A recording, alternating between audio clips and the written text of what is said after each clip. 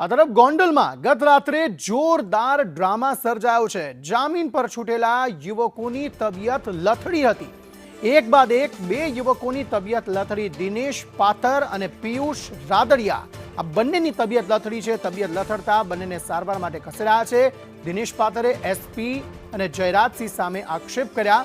ખોટા ગુનામાં તેને ફસાવવામાં આવ્યો છે તેવો આરોપ તેણે લગાવ્યો। રાજકુમાર જાટના સીસીટીવી ફૂટેજ એસપી પાસે છે તેવો દાવો પણ દિનેશ પાતર દ્વારા કરવામાં આવ્યો છે। જામીન મળી ગયા બાદ પણ પોલીસ સ્ટેશનમાં તેને રાખવામાં આવ્યો તેવો આરોપ પણ લગાવવામાં આવી રહ્યો છે। બંને યુવકો જેની તબિયત લથડી જેમને હોસ્પિટલમાં સારવાર હેઠળ ખસેડવામાં આવ્યા છે। આ બંનેને ખોટા ગુનામાં ફસાવવામાં આવ્યા હોવાનો તેમણે આરોપ લગાવ્યો છે।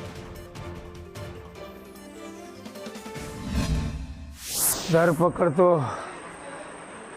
રાજકોટ નાબાલિગ દીકરીઓને સોશિયલ મીડિયામાં ન્યૂઝ જોયા પછી અમે લીગલ ફાર્મ ચલાવતા હોય અને લોકોને ન્યાય અપાવવા માટે રાજકોટ ગયા। એ પણ અમારો ગુનો હતો। એમાં અમે ગયા, એમાં ગુનો નોંધાણો, ગુનો બન્યો હતો નોંધાણો। અમારું કોઈ ઇન્વોલ્વમેન્ટ નહીં, ફક્ત એક એઝ એ એડવોકેટ તરીકે।